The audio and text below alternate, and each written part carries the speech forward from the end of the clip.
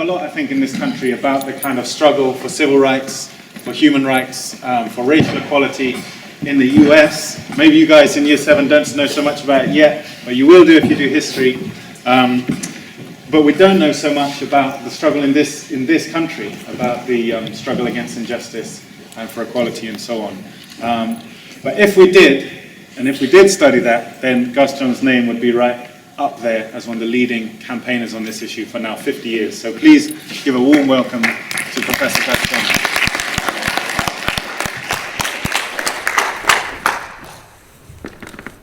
So, good afternoon, everybody.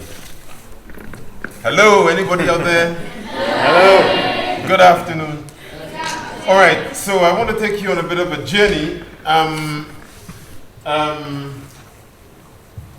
And I think the first thing I want to say is that my life in Britain started in this city. I came here in 1964, age 19, to join the Dominican order at St. Giles up the way there, near opposite St. John's College. The Dominican order runs a theological college there. They train priests. I was training to be a priest, and I got involved in that capacity, working in this area, Cowley and Blackbird Leys, because in Cowley and Blackbird Leys at that time there were Caribbean families, and many of them, the men worked at the Austin Morris plant that used to be here, making some wonderful cars. I later owned one of them, as did my father. And the mothers of those children worked in the two teaching hospitals, the Radcliffe and the Churchill.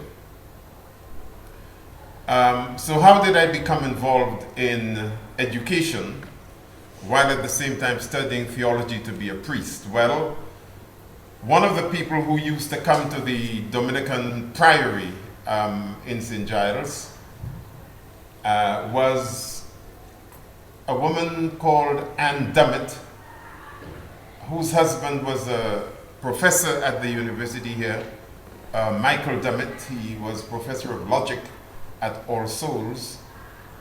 And Anne became the senior community relations officer in the city. So she and I got talking about what the issues and challenges were for community relations in Oxford. And I attended some of the meetings and was elected the chair of the education subcommittee of that Community Relations Council. So what were the issues facing those children at that time? The pattern of migration from the Caribbean to Britain really was this, that parents would come, they would leave children behind with grandmothers or aunts or godmothers or whatever, and when they came here, settled, got a job, bought a house, or found some place to live, they would send money so that the children could come and join them. That was a pattern for many years after the middle 1950s. So children came here, and they went to Oxford schools, and the teachers were very ignorant of the background that those children came from. They had no knowledge, very much, of the backgrounds of children from Jamaica, Trinidad, Grenada, any one of those Caribbean islands. And they were particularly perplexed by the languages those children spoke. Later on, families from the Punjab came and lived mainly in Jericho on the other side of the city, and the school's attitude to them was that Punjabi, Hindi, Urdu were languages, established languages, and children needed some support in learning their mother tongue or learning English. And so there were quite elaborate systems put in place to support learners whose first language was not English. That distinction was not made for people from the Caribbean.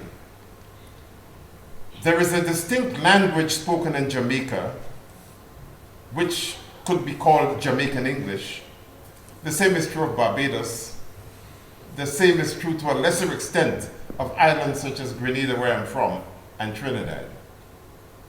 But if you were to listen to a Jamaican speaking the native Jamaican language, you would find most of it very difficult to understand and follow, especially if they're speaking it very fast.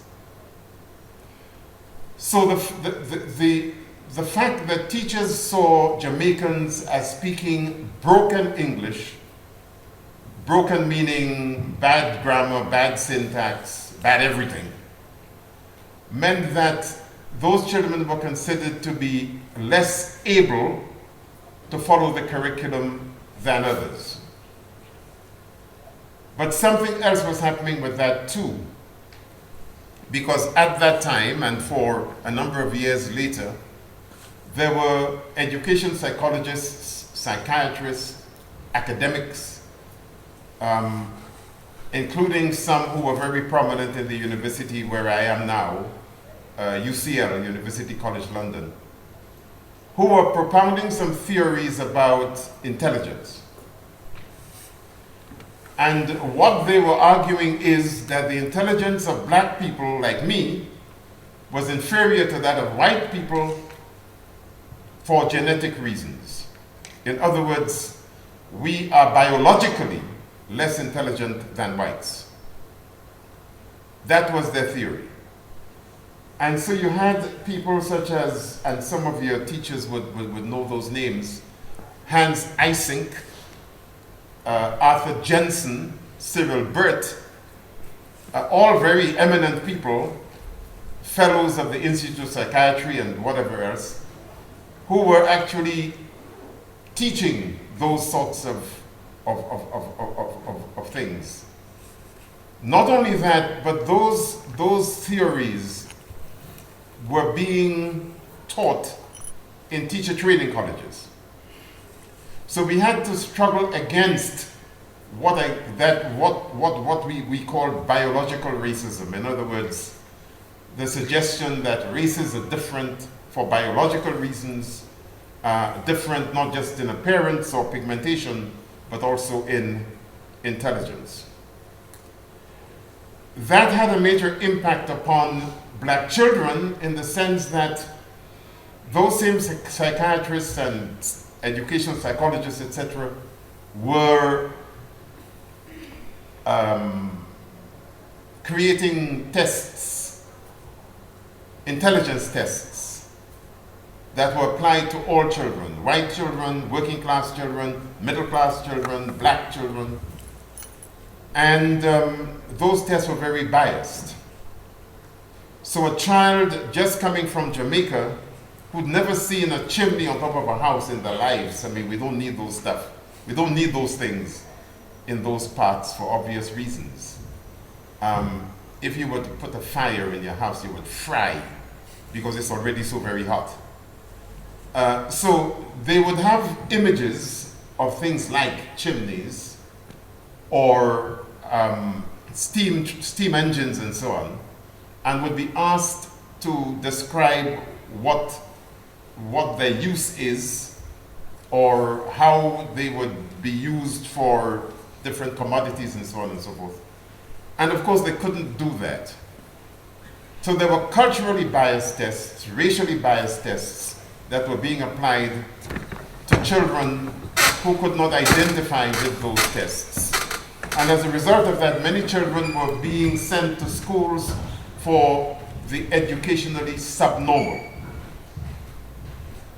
And at one point, there were more, in 1969, for example, 29% of all children in the Inner London Education Authority area were in schools for the educationally subnormal. When you consider the number of people, I think it was about 38,000 people from the Caribbean in London at that time. That was a huge figure, huge number of children in these schools. And educational subnormality meant you could not engage with the curriculum at the same level as everybody else. In many cases, depending on how your learning difficulties were assessed, you would be put in special schools either for children with moderate learning difficulties or severe learning difficulties or whatever it is. So those were effects upon that population based upon issues that had nothing at all to do with people and their abilities. So that was in that area of schooling. Another major problem, of course, was that the curriculum was very white, very European-centered. And as a consequence of that, again, children who were black from the African continent, from South Asia, were not able to identify in the curriculum with anything that looked like them or the places from which they had come. That gave rise to people like myself and others forming supplementary schools, otherwise called Saturday schools, where children would come and be taught black history, geography that was not just about physical geography, what maps and places looked like, but human geography. How do people live in those environments related to the work they did, how much they earned, how their economies related to the global economy, and so on and so forth. So the children were going to school, mainstream school, from Monday to Friday.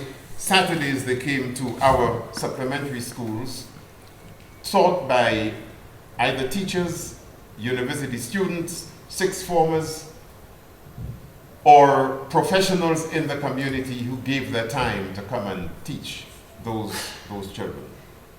So the black supplementary school movement was born of those kinds of activities. In 1968, I started the first black supplementary school in Handsworth in Birmingham with a number of colleagues who lived in that city. At that same time, a name that some of you would be aware of, he died recently, Professor Stuart Hall, was running the Center for Contemporary Cultural Studies at the University of Birmingham, having taken over the directorship of that from another famous person, Richard Hoggart, who wrote a very influential book at that time called The Uses of Literacy. So students came from Stuart Hall's course at Birmingham University and worked with us in Handsworth to provide community-based learning for those young people. One other development which is equally important was in 1966, a man from Trinidad called John LaRose started a bookshop, the first black publishing house in this country, called New Beacon Books. And he started to publish books by authors living in this country and as well as in the Caribbean, people like C.L.R. James, who wrote a wonderful, very humorous novel called Minty Alley. He didn't write many novels. He wrote that. He wrote another book later on called Beyond the Boundary, which was about cricket, and cricket as a cultural art form. But then he was mainly a political theorist. He wrote a whole lot of very important stuff about politics, international politics, and history and economics and so on.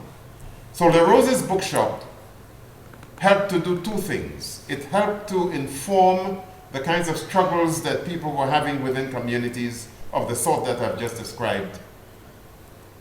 but it also helped teachers to gain an understanding of other literatures that were around that were not just white and English, so that they could teach not just the black children and the Asian children in the midst, but also white children, so that those children could understand that there is English literature written about England by people in England, and there is literature in English written by white people, black people, people from the Indian subcontinent, people from Russia or wherever else it may be, which constitutes a canon of literature that just about everybody should have access to.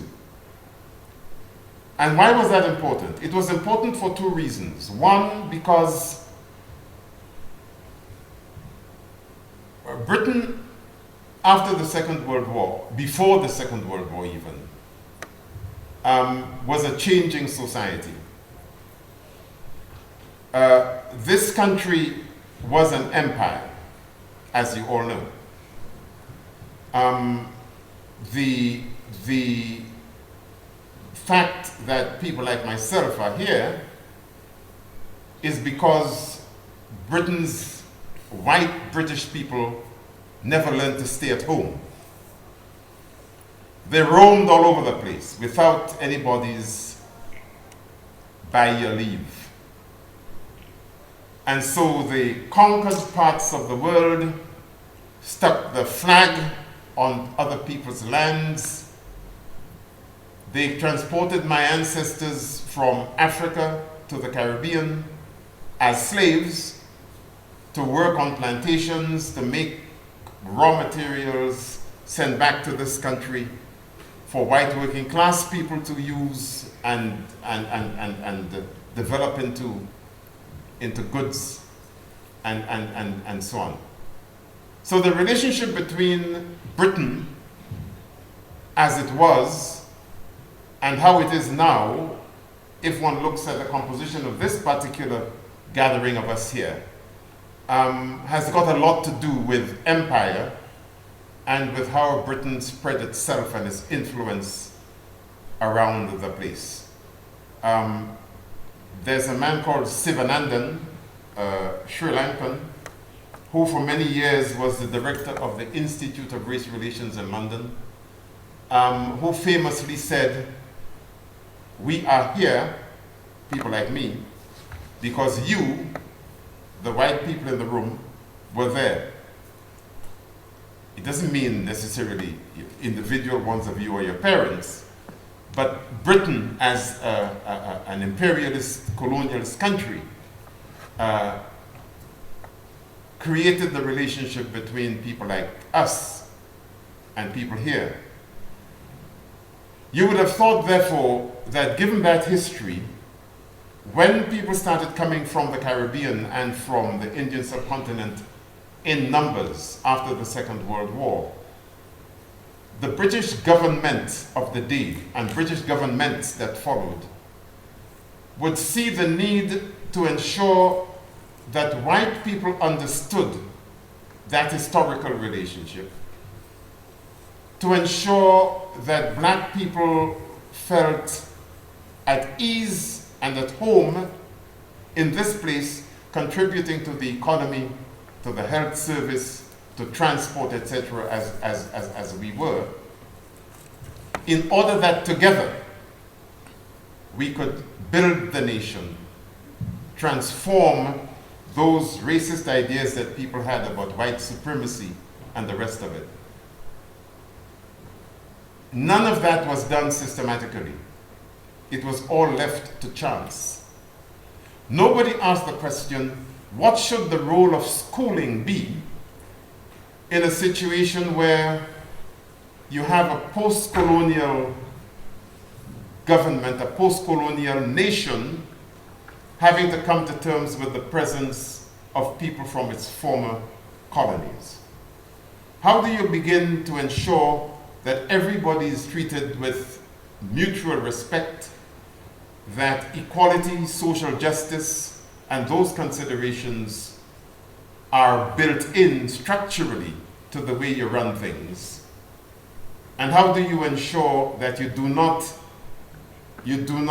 project those people who are black or Asian as strangers and aliens who should simply be tolerated, or for whom you should not be asked to make special arrangements and apply special measures? There has never been that mature a political debate in this country, in spite of the Labour Party, the Conservative Party, or anything else. And as a consequence of that,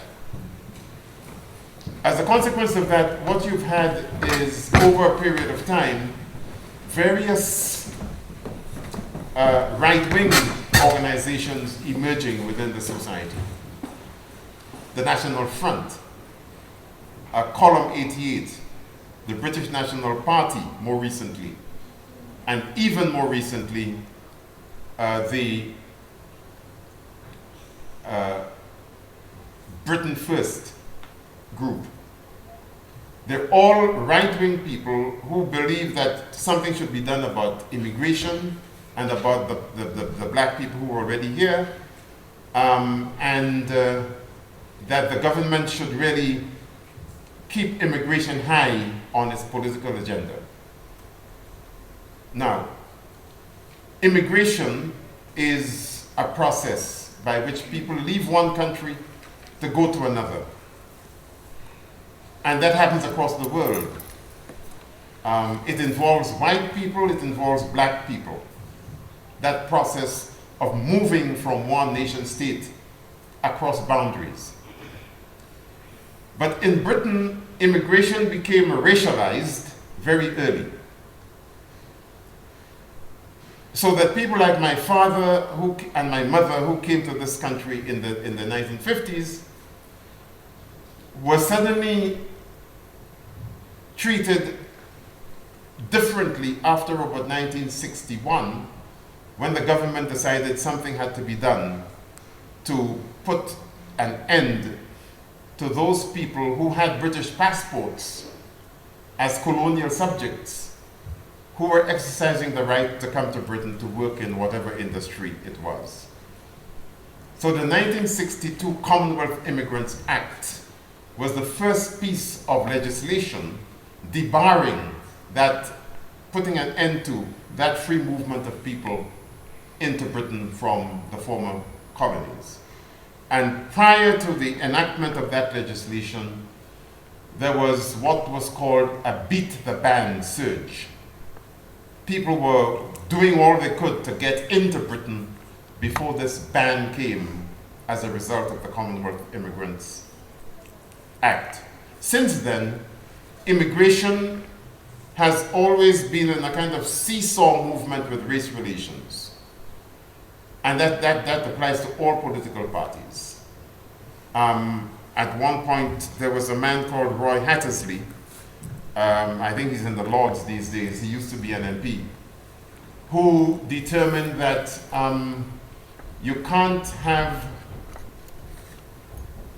good race relations unless you had strict immigration policies. In other words, it is the presence of black people, in his terms, that was causing bad race relations, and in order to prevent things from deteriorating, you had to demonstrate to the nation, particularly to white people, that you were doing something about all these blacks coming into the country. And then, of course, there was the police. So you had these fascist organizations, National Front, etc., on the one hand, and then there was the police. The police was supposed to be treating everybody fairly, maintaining the law, applying the law equally to all, but that was not what was happening. I mentioned working in Handsworth in the late 1960s. My work there was for an organization called the Runnymede Trust as an action research worker. And most of the work that I was doing then was focused around how the police were treating young black people. And there's a book, it's not amongst the ones that I brought called Race in the Inner City, which I wrote in 1970 after I finished this project, which describes very clearly what was actually happening at the time. And then that traveled on. So even now, there are issues to do with relationship between black people and the police, which erupt into riots and all kinds of disturbances from time to time. 1981, there were massive uprisings in Brixton, Liverpool 8, Bristol, Manchester, Moss Side, and so on. 1976, at the Notting Hill Carnival, there was the first major blowout between predominantly black young people and the police. 2011, August the 4th, Mark Duggan, a black man, was killed, shot by police in Tottenham in North London. And that gave rise again to a number of riots around the country. So the point I'm trying to make really is this, that there has been an uneasy relationship between British society and this black population ever since the Second World War. And that's not because white people intrinsically don't like black people or vice versa, but largely because of the structures and policies and institutional arrangements that the state itself has made in relation to the presence of black people and their failure to assist white people in understanding British history, and particularly the black presence in Britain in the post-war period. And I think we need to remember those things if we're going to understand what is actually happening in the country right now. There's an election coming up. People are concerned about not just whether Britain stays in Europe or not, which is partly David Cameron's agenda, very much Nigel Farage's agenda. And what I find disturbing is that UKIP, the United Kingdom Independence Party, could be wielding so much political influence on the major established parties in this country. Nigel Farage, if you could imagine a long clothespin, clothes peg, attached to the nose of David Cameron at one end, with Nigel Farage holding it at the other end and pulling the fellow around the place. That is the relationship between UKIP and Cameron and the Conservative Party right now. Cameron is being led by the nose by UKIP in relation to matters to do with immigration, to do with the welfare state, and whether it is the responsibility of the state to look after the most vulnerable of its citizens, and all those other kinds of things. Now, but people like David Cameron, or Ed Miliband, or any one of those who went before them, Tony Blair, for God's sake, people like them seem to have no regard whatsoever for the fact that they're no longer dealing, as in the 50s and 60s, with a migrant population whom white people are uncomfortable about. And they're trying to appease the anxieties, etc., of those white people. That's past tense. The majority population in this country right now are people of whatever nationality or ethnicity who were born in Britain. So you're dealing with a nation and a nation state that is composed very differently to how it was when all of these draconian immigration legislation was being passed. And what that means, therefore, is that if you have policies and if you make pronouncements that suggest you're still dealing with a majority white population whose anxieties you've got to take on board, and that you won't win an election unless you demonstrate to white people that you could be hard on immigration, then basically you in government become not much better than the Put Britain First campaign and the British National Party and the rest of them. That effectively is the reality of the matter. So then the question becomes, how does the population deal with that? If we say the politicians are giving a lead and they're doing so for perverse electoral reasons, what is the responsibility of the population as a whole? How does a place like this, your school, prepare you as British people, some of whom are black as in African, some of whom are black as in Asian, some of whom are white and have always been white in this society? Some may have come from Europe or whatever. How does the school prepare you for living and building a Britain that has the hallmark of fairness, equality, justice for all, and where everybody could feel valued and enabled and equipped to make a contribution to the society? That's the challenge. But I have to say, as somebody who is not only a professor of education, but used to be a chief education officer in London, I find government policy on immigration, on education, deeply disturbing. To the extent that my belief is, if, as various governments have suggested, education is not safe in the hands of locally elected politicians, and therefore you've got free schools, you've got academies and you've got other maintained schools who have got independence really from the local authority and can manage their own affairs.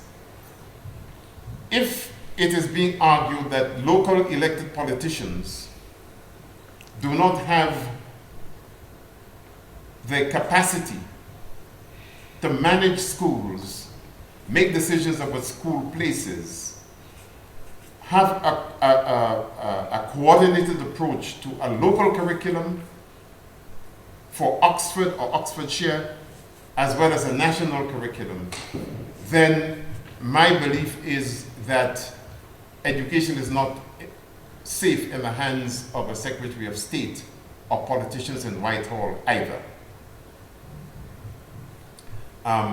It's a bold statement, but I cannot for the life of me understand why it should be assumed that somebody like the former Secretary of State Michael Gove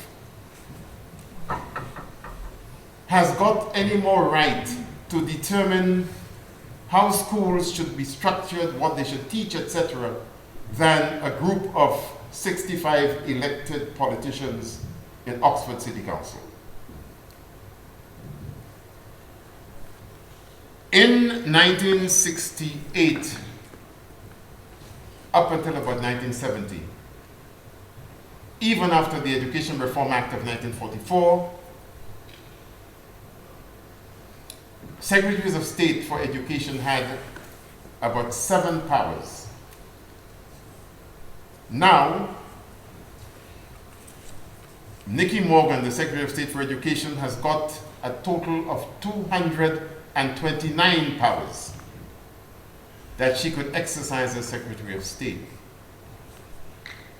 But then she could be Secretary of State for Education today and Secretary of State for Fishing tomorrow. There is nothing that particularly qualifies her or anybody else whom a prime minister might choose to be an expert on education and use all of those powers. And so there's a fundamental issue about who determines what schooling is for, what function schooling should perform for the nation as a whole, in addition to preparing people like yourselves for industry, for the economy, to enable Britain to be more competitive in the international free market. That's a fundamental question, it seems to me. In other words, how does the curriculum as defined by government enable that cohesion to take place, enable people to understand who they are, what relationship they should have to each other, and so on. You will know that recently, as a result of what is happening in Syria, and a whole number of things that have happened since the Iraq War, since the Twin Towers were demolished by terrorists in 9/11, the government has got this prevent agenda. So schools like this, universities such as mine, have got a legal duty to ensure that they're implementing this prevent agenda, preventing radicalism, radicalization, preventing extremism. Those things are very badly defined for teachers, for head teachers, for university vice chancellors. And the government has introduced those in order to ensure that schools are not, by default, allowing young people to be radicalized and to jump on planes to go to Syria and fight ISIS and Boko Haram or whatever else it may be. Now, there are two problems about that. One is that that whole agenda has given rise to something else called fundamental British values. And in the recent period, schools are being expected to demonstrate that they are teaching fundamental British values. Now, personally, as somebody who trains teachers, I don't have a problem with the values, because as far as I'm concerned, teachers have been teaching fundamental values for a very, very long time. I do have a problem with the British bit of it. Because you see, if we're talking about respect for one another, respect for the rule of law, and belief that we need laws and they should be respected, if we're talking about honesty, if we're talking about valuing and having regard for those people who are poor and vulnerable amongst us as basic values that you need in any given society, then the question is, what makes these any more British than, let's say, in France or in Grenada, that where I'm from, or in Pakistan or anywhere else? And behind all of that is the assumption that those people who are wanting to be radical and extremist, etc., are not like the rest of us. They do not subscribe to these values that we hold good. And consequently, schools must be demonstrating that they're teaching these things and that everybody's subscribing to them, as if that by itself would be enough to prevent certain people becoming radical or extremist or whatever. Fundamental issues, but they're all presented as if they're totally unproblematic. And there's nothing unproblematic about them. Because you see, you can link this whole business of British values to another problematic development in the recent times, which is the citizenship tests that people are supposed to pass before they could be granted permanent residency in this country. And those tests have got to do with, what do you know about British history? How good are you at identifying your Tudors from your Stuarts? for example. What is it about the history of this society that you not only understand, but have respect for, etc., etc., etc.? But you see, that is targeted at a particular group of people who are not white, who are seeking to come to the country, who may have families here coming from another place where they do not speak English as a first language.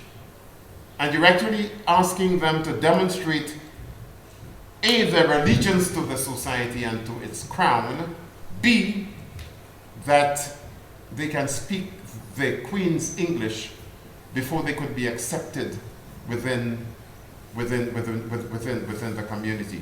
Now that, in my view, itself is pretty discriminatory, especially when I ask the question, at what point do the National Front, the British National Party, and the rest of them part company with those same British values when they attack me on the streets, call me an N, and the rest of it?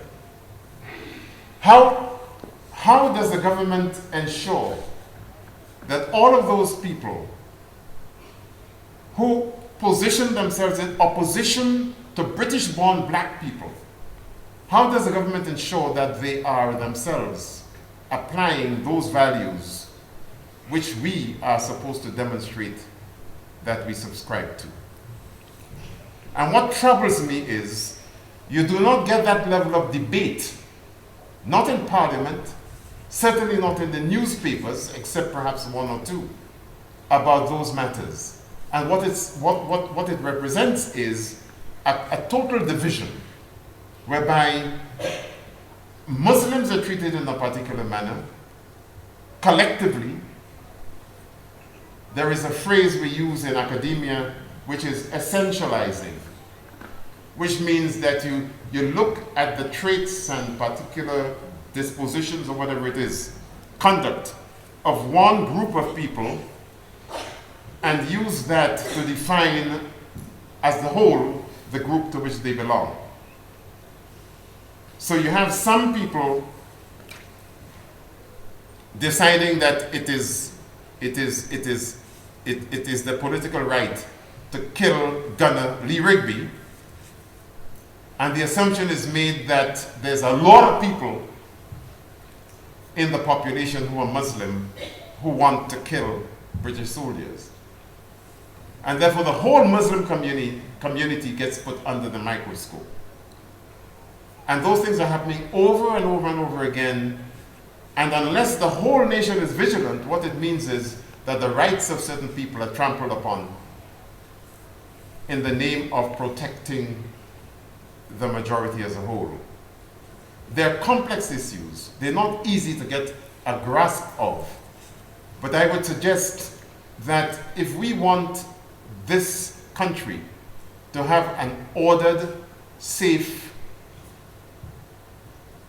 peaceful future, there are issues that we've got to contend with very, very carefully. The government decided recently to extend its prevent agenda not just to schools and colleges and universities, but to day nurseries and childminders. So childminders have they've got a duty to indicate to government whether they feel that some radicalization is going on amongst 2 and 3 and 4-year-olds. Now I don't want to be flippant, and I'm not caricaturing the Prime Minister or anybody else, but as far as I'm concerned, that is complete madness. It makes no sense whatsoever. And what concerns me is that while they're concentrating on all of those things, there are a lot of other things that are not being looked at and addressed.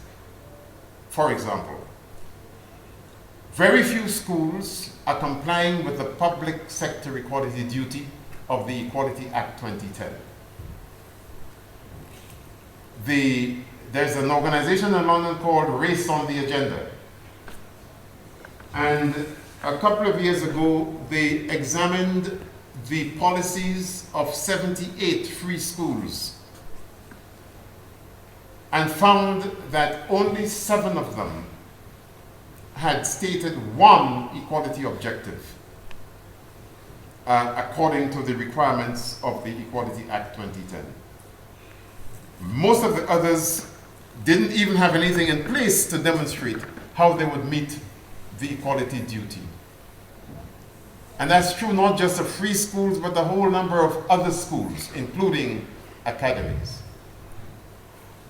But Ofsted is concerned, quite rightly, about how many of you guys are going to get your 13 A stars and 5 A's, and 5 and 6 high-grade A levels and whatever. But not about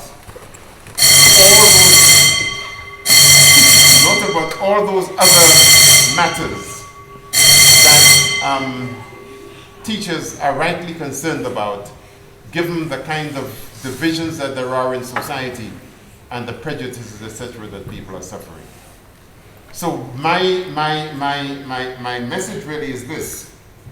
I am hopeful for the future because I believe that there is evidence that more and more of you, white children and black children and Asian children, are determining that whatever might have filled the heads of your parents or of politicians, you need to be building relationships with one another, having a concern for fairness and justice that is seen to play out in your own lives and in how you treat one another. And in my view, this is what needs to be encouraged at all levels, within schools, universities, within society as a whole, so that those artificial divisions of race and ethnicity and gender and sexuality and what have you don't continue to create mayhem for how we see one another and treat one another in this society.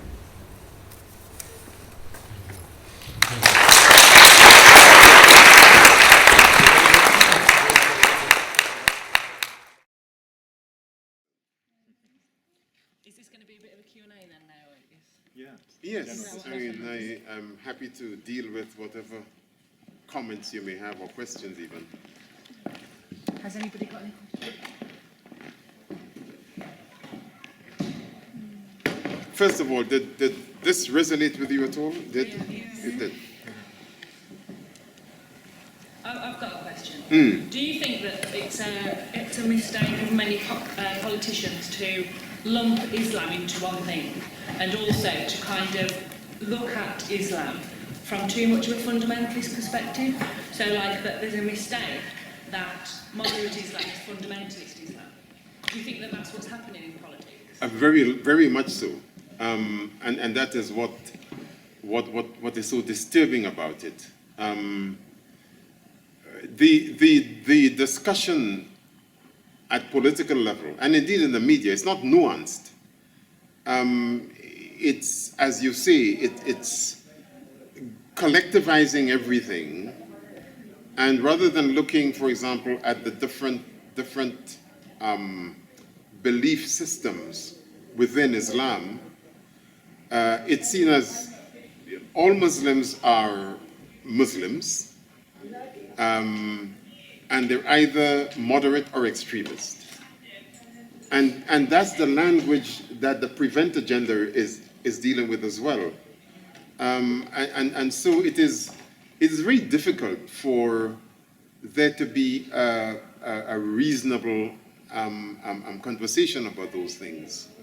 I've been working with some colleagues in Birmingham, East Birmingham, and with a couple of colleagues at Ruskin here on this Trojan horse business.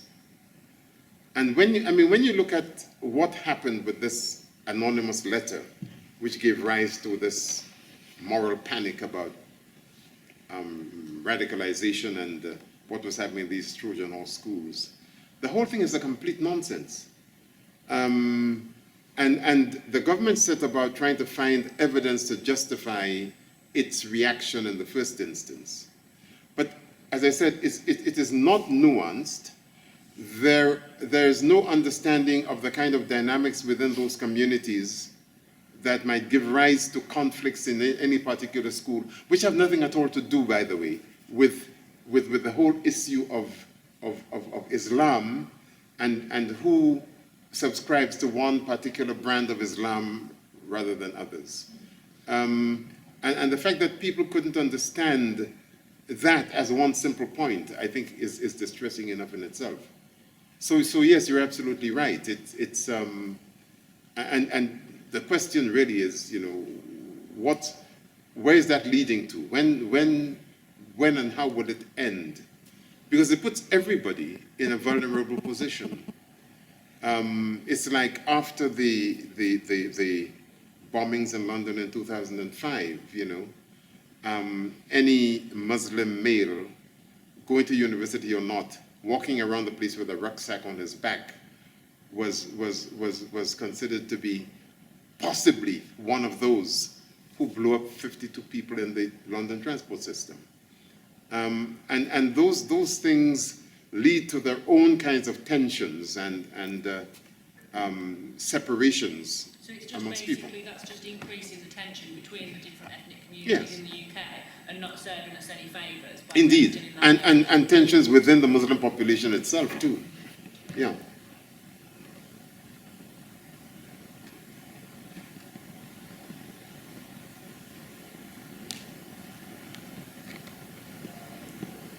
So, talk to me, somebody. What are you studying? History, English, biology, and A-levels. Okay. So you said that when the black people they came here, and then they differentiated between them and thought they weren't as intelligent because of their genetics. Is that right? Did they do the same with the people that were born here, the black people that were born here? Did they sort of differentiate with them as well? Well, in a word, yes.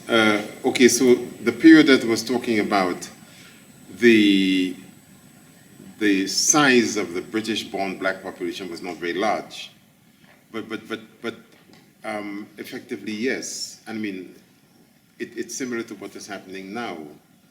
People aren't asking themselves, well, does this make sense? Because this person was born here, they know no other place but Britain, and why should we be burdening them with all of that stuff? They don't ask themselves those questions.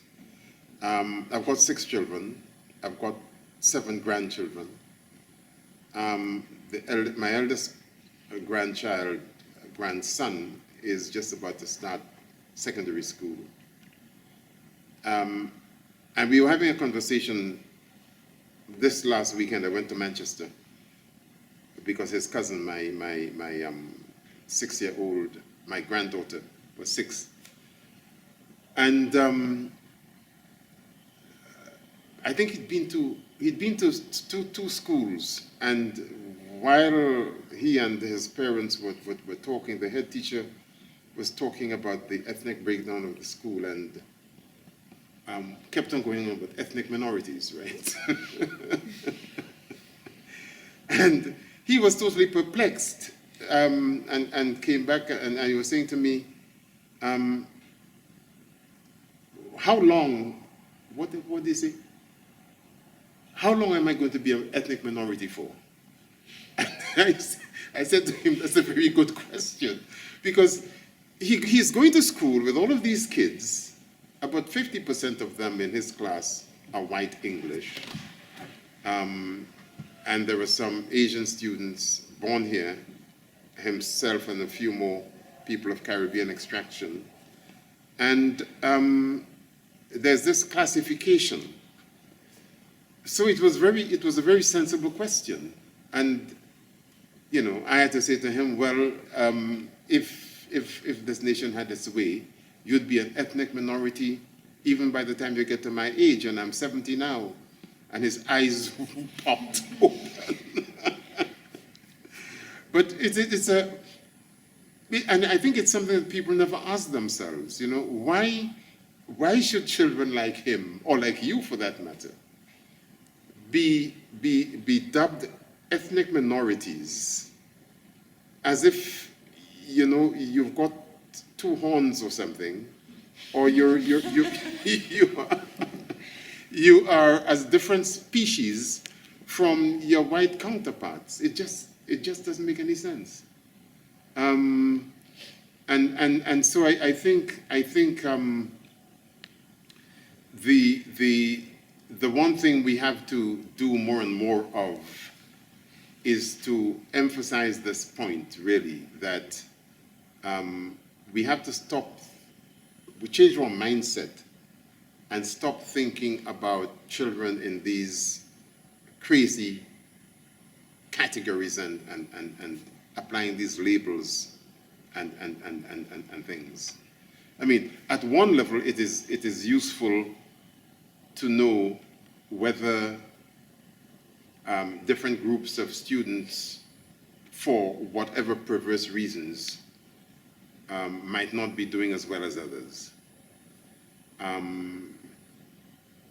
I find it helpful to be able to say that, I don't know, 43% of African Caribbean girls are getting 5A to C grades, including English and maths, as compared to, let's say, 76% of Indian girls or Chinese girls. It's important to be able to say that, because if you don't identify where these disadvantages are registering, you probably won't be motivated to do anything about it. I wouldn't like for example, the French system, where if you were to ask that question, you would be considered to be completely loopy, because the French just do not differentiate in that way at all. They don't keep those statistics. So you can have any number of young people from the Maghreb or from Algeria or the Caribbean islands of Martinique and Guadeloupe in parts of France doing badly in the schooling system, and nobody would do anything about it, because as far as they're concerned, we do not make a distinction between them and anybody else. As far as I'm concerned, that is going much too far, especially when it is very obvious that in particular parts of the inner ring of France, there are communities that are really very severely disadvantaged, can't get jobs, schooling outcomes are poor, and the rest of it. But having said that, the idea that you should label to the nth generation children of, okay, so I came here when I was already 19, but children, my eldest is 42. He's a medical doctor in Manchester. He doesn't see himself as anything else but British. Okay, he goes regularly to the country I'm from, but because he likes the place, he treats it as any other tourist would, I suspect. My daughter, who's now doing a PhD at Goldsmiths, was up the way there in Blackfriars, just opposite St. Giles, just opposite Blackfriars, because she went to a comprehensive school in London and came down here to read Arabic and Middle Eastern studies. Again, she sees herself as a young, modern, bright black woman who is British. And it is the way the consciousness of people like them is battered with all of that stuff about ethnic minority and that othering that takes place that I find deeply disturbing. So can I ask a political question? Sure. Because I'm not a politician, I'm a geographer. But like these whole immigration concepts of like the BNP, they don't make sense, do they? Because essentially, if they're saying that it should be a white British UK, and then that they've got all these people who are black or Asian, and they're not British, where are they going to send them? Because they've only ever known Britain. Well, indeed. And in their eyes, they are British. Yes, absolutely. So I don't really understand. Absolutely. No, and you see the thing is, but you know, all sorts of things are happening at a very perverse level. At the British Film Institute in London, where they run an African Odyssey series, every month there's a program. The last one was on the 14th of March. They showed a documentary film about me and my struggles in Britain for the last 50 years. But an earlier program dealt with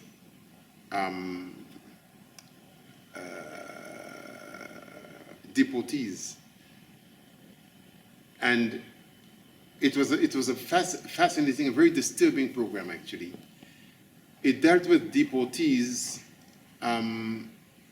people who are deported back to Jamaica from North America and Britain as a result of having committed crimes of one sort or another. Some of them born in this country. Some of them came here at a very early age as children with their parents and so on. There is this notion that if a white person commits a crime and they deserve a custodial sentence, they're sent to any one of the prisons. There's now 91,000 people in the prison system in this country. If a black person commits a crime,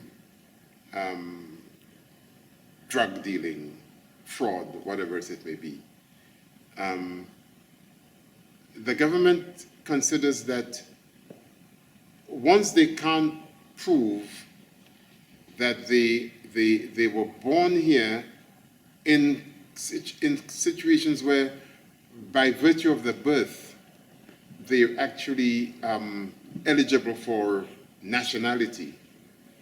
It used to be automatic at one stage, it's not now. The fact that you're born here doesn't mean that you're actually a national. But surely if you're born here, you get a British passport. Not necessarily. Really? No. Am I that? Not in the. No. You are British and you get a British passport. Well, it depends on how long your parents have been here, and all kinds of other things. It's not automatic anymore. Okay. But they've never been. It makes me mad because if they were born in this country, they are British. They've never lived anywhere else. Where are they going to send them back to? So they're sending them back to their. They send them back to wherever their parents were from. Yes. But my family history is South African, white South African. So are they going to send me back there? Well, no doubt they would. And what is happening is that these folk are going back to those places where they've had no connection at all for God knows how long. Many of them are down on their luck, they're not necessarily kept in prisons there, and some of them get back into the same activities that got them into jail here in order to survive. And there are some parts of Trinidad and Jamaica and so on where the biggest criminal gangs are made up of deportees from Britain and the United States.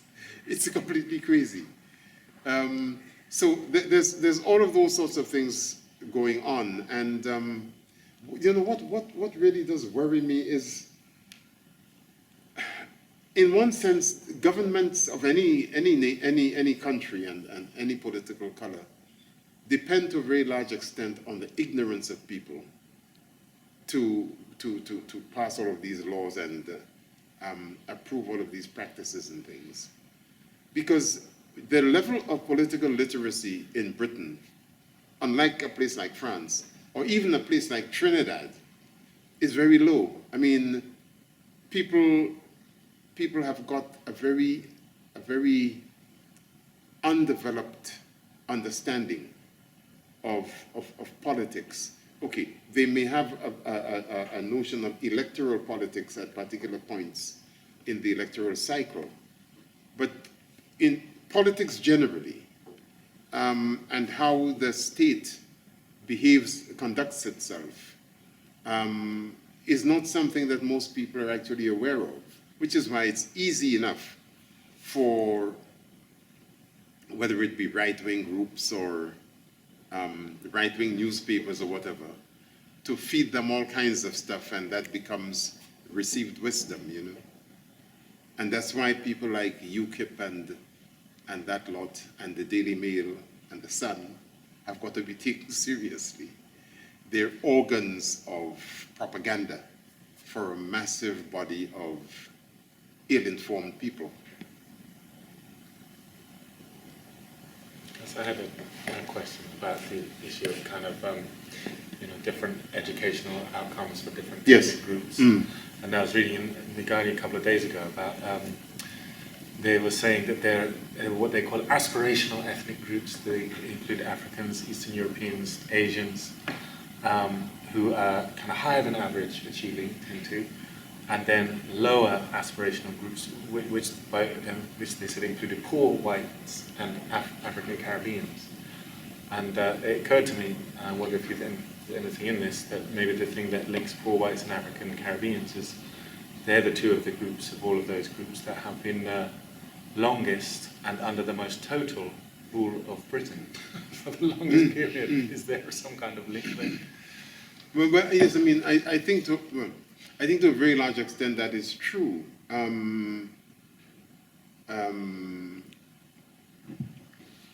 lot has got to do with economy and class. A lot has got to do with the way in which particular nation states have been, if you like, validated by imperial powers. And a lot have also got to do with the sort of aspirations that people have been led to have. I mean, my parents' generation had very high aspirations for children. My father was completely illiterate. My mother only semi-literate. But they certainly had no doubt about the transformative power of education, and they valued education enormously. So they had no other expectation than that we, our children, would do our best and be our best. And that is true of those who taught us as well. I mean, my primary school teachers, there's only one of them alive still. I visited Grenada recently for a funeral, and I drove her to the funeral. The woman is now 93, and she's still running the local grocery store. But she's the only one of my primary school teachers left in that village. And they shared the aspirations of our parents. It would not occur to any of them that by virtue of the fact that we were, the children of peasant farmers who were illiterate, we didn't have the capacity to become the prime minister of the country if we wanted to. And that's a fundamental difference, it seems to me, in terms of the correlation between education and class in this society. Because one of the reasons why I believe there's been such a distance between white working class people and ourselves on the issue of education is that for too many decades, this country socialized working class people into believing that their natural place was in lower jobs or whatever it may be, during the time of heavy manufacturing and so on and so forth, that cycle, my father worked in the mines, I will go to the mines as well, or engineering or the railways or whatever else. And that's how the whole thing was configured. So the schools made the assumption that certain people would be creamed off and occupy the higher level jobs in the society. Others would go to the factories and become laborers and factory fodder kind of thing. For us, we were never, how should I say, we were never beset by these kinds of notions. It was a regular occurrence for children like myself from very, very poor backgrounds with illiterate parents would rise to become, island scholars. When I was studying theology here, we had an African Caribbean society at the university. I think there were about 40 or 43 of us. And I mean, that represented more or less the number of black people in Oxford at the time. And all of us, bar none, was from overseas. I mean, okay, you would say, all right, 1964, there was not a grown-up, a body of people, school leavers, who'd been through the schooling system. That is true. But